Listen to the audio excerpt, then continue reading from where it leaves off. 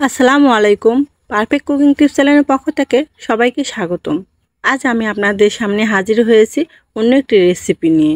আশা করি রেসিপিটি আপনাদের অনেক ভালো লাগবে। তো ভিডিওটি স্কিপ না করে সম্পূর্ণ ভিডিওটি দেখার অনুরোধ রইল। আজ আমি আপনাদের পারফেক্ট ওয়েতে দেখিয়ে দিব কিভাবে বেগুনের চপ ভাজি করবেন একদম দোকানের স্বাদে। যেমন রেসিপিটা দেখতে ভালো লাগবে তেমন খেতেও অনেক স্বাদ লাগবে, যেমনটা আপনারা দোকান থেকে কিনে খেয়ে থাকেন।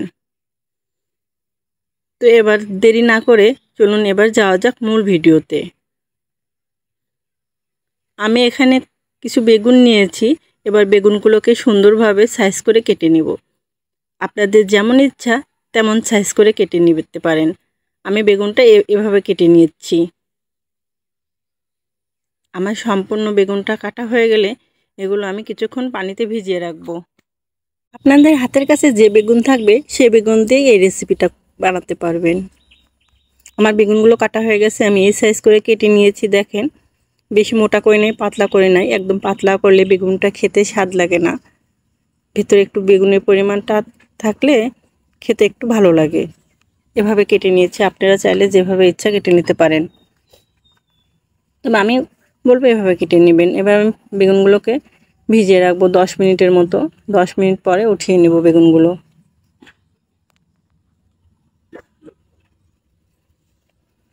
বেগুনগুলো আমি উঠিয়ে নিয়েছি।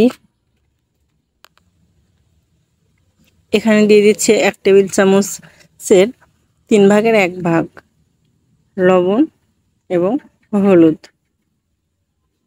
এগুলো দিয়ে আমি খুব সুন্দরভাবে মাখিয়ে নেব। 2-3 মিনিট ধরে এগুলো মাখিয়ে নিয়ে একটা প্লেটে আমি ছড়িয়ে রাখবো। এগুলো একসাথে যদি আমি এভাবে রেখে দিই তাহলে বেগুন থেকে অনেকটা পানি ঝরিয়ে যাবে।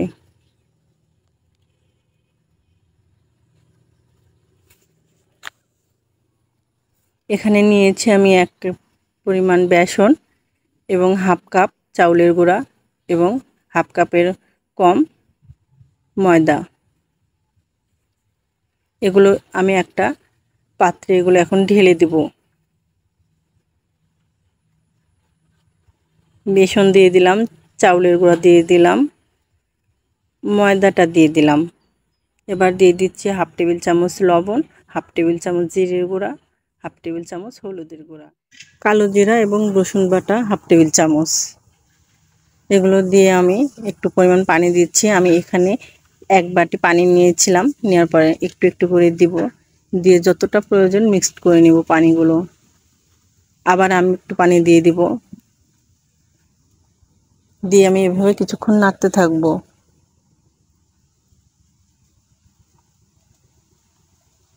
একটু একটু করে পানি দেব, একটু একটু করে নাড়বো যেন ব্যাটারটা আমার নরম না হয়ে যায়। বেশি নরম হয়ে গেলে হবে না বা শক্ত হয়ে আসলেও হবে না। এবার আমি দিয়ে দিচ্ছি 1 টেবিল চামচ মরিচের গুঁড়া।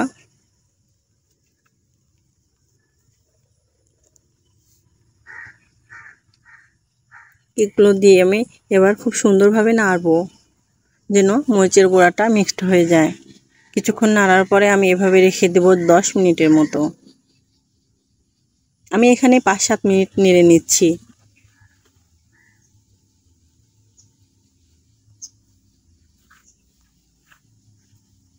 দেখেন এরকম হয়ে আসছে আমার বেসনটা। আপনারা এইভাবে করে নেবেন। আমি আরও কিছুক্ষণ নাড়বো এভাবে। এই বেসনটা যতটা নাড়া যাবে, যতটা ভালো হবে বেগুনের চপটা ততটা ভালো হবে। হয়ে গেছে, এখন আমি এভাবে রেখে দিলাম 5-7 মিনিট। এবার আমি চুলাটা জ্বালিয়ে দিব। জ্বালিয়ে দিয়ে একটা কড়াইয়ে তেল দিয়ে দেব।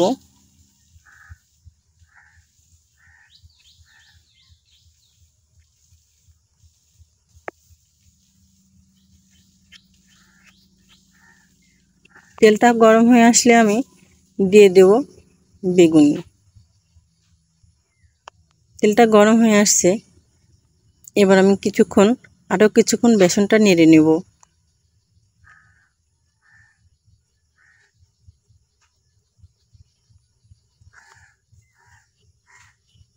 বেসনটা হয়ে গেছে, এবার আমি একটা বেগুনি উঠিয়ে নিয়ে বেসনের মধ্যে ঠিক এভাবে ডুবিয়ে নেব।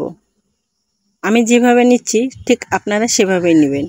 নিয়ে 2 আঙ্গুল দিয়ে এভাবে উঠিয়ে নেবেন, নিয়ে তেলের মধ্যে ছেড়ে দিবেন। এভাবে প্রতিটা বেগুনই এরকম করে ভাজবেন। দেখেন কতটা ফুলে উঠেছে। আমার ছোট্ট একটি রিকোয়েস্ট, প্লিজ আমার চ্যানেলটি যারা সাবস্ক্রাইব করেন নাই প্লিজ আমার চ্যানেলটি সাবস্ক্রাইব করে দিবেন, এবং যারা করেছেন তাদের অসংখ্য ধন্যবাদ। আমার একটা বেগুনি ভাজা হয়ে গেছে। আপনারা চাইলে একসাথে অনেকগুলো বেগুনি দিতে পারেন, তবে আমি একটা একটা করে ভাজবো। আপনারা চাইলে অনেকগুলো 3-4টা বেগুনি একসাথে দিতে পারেন, সেক্ষেত্রে তেলের সাশ্রয়টা একটু হবে, তেল খরচটা একটু কমবে।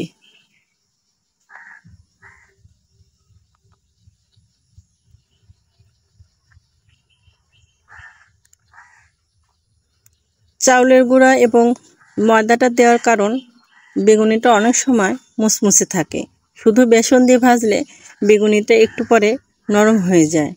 আর এভাবে যদি ভাজেন চাউলের গুঁড়া এবং আটা যদি অ্যাড করেন, তাহলে এই ক্ষেত্রে বেগুনিটা অনেক সময় মুসমুসে থাকবে এবং খেতে অনেকটা ভালো লাগবে। আপনারা কখনোই খালি বেসন দিয়ে বেগুনি ভাজা ট্রাই করবেন না।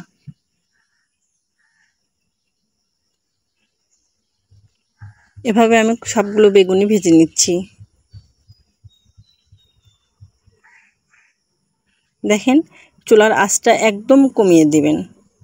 হাই ভোল্টেজে কখনো চুলার আঁচটা বাড়িয়ে দিয়ে বেগুনি ভাজবেন না, তাহলে হবে কি এক্ষেত্রে বেগুনিটা পুড়ে যাওয়ার সম্ভাবনা থাকে আর এবং ভিতরে একটু হালকা কাঁচা থাকবে।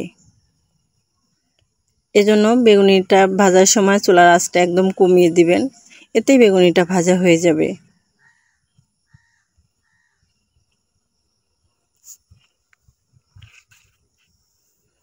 এবং রেসিপিটি যদি আপনাদের ভালো লেগে থাকে তাহলে অবশ্যই বাসায় ট্রাই করে দেখবেন যে রেসিপিটা কেমন হয়। এবার আমি একটা পাত্রে মুড়ি নিয়েছি, কাঁচামরিচ পেঁয়াজ দিয়ে দিচ্ছি এবং কিছু চানাচুর পেঁয়াজি দিয়ে দিব। দেওয়ার পরে আমি বেগুনিটা অ্যাড করে দেব, কারণ বেগুনি ভাজিটা সাধারণত মুড়ির সাথে অনেক টেস্টি লাগে। এবং ভিডিওটি কেমন লাগলো অবশ্যই কমেন্টে জানাবেন, এবং ভিডিওটি ভালো লাগলে একটা লাইক কমেন্ট করে যাবেন এবং শেয়ার করবেন। এবার আমি একটু লেবু দিয়ে দিচ্ছি এর সাথে, তাহলে খেতে অনেকটা ভালো লাগবে। ভিডিওটি এতক্ষণ ধৈর্য সহকারে দেখার জন্য আপনাকে অসংখ্য অসংখ্য ধন্যবাদ। ভালো থাকবেন সবাই। আল্লাহ হাফেজ, বাই বাই, টাটা।